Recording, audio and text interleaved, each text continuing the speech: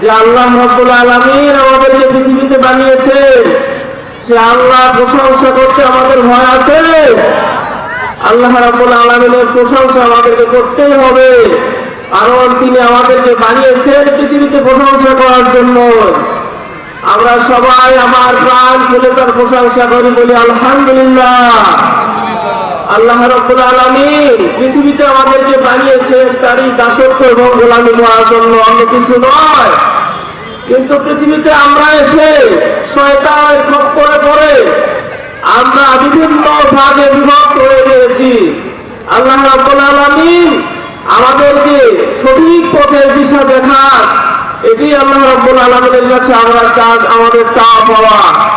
আমরা আজকে কোরআন থেকে ফারাক হওয়ার কারণে আজকে আমাদের এই দুর্দশা মুসলমানদের, সারা বিশ্বে মুসলমানেরা মার খাচ্ছে একটি কারণ, কোরআন থেকে ফারাক হওয়ার কারণে।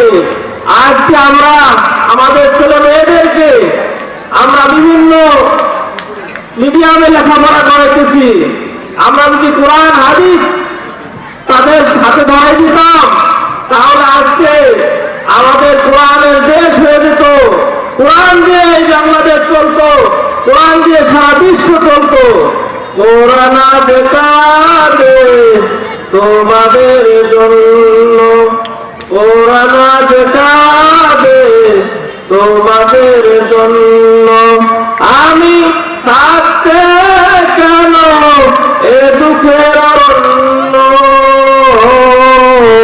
কোরআন দেখাবে তোমাদের জন্য। বলি সুবহানাল্লাহ। আল্লাহ রাব্বুল আলামিন আমাদের সবাইকে যেন কোরআনের সঙ্গে থাকার তৌফিক দান করেন, এবং আমাদের ছেলে মেয়ে যারা আছে সবাইকে যেন কোরআনের শিক্ষা তাদের দিতে পারি, মাদ্রাসায় তাদের লেখাপড়া করাইতে পারি। এই বলে আমরা সংক্ষিপ্ত অঞ্চল এখানে সমাপ্ত করছি। দোয়া করবেন আমি যেন দেশ ও দশের কল্যাণে কাজ করতে পারি।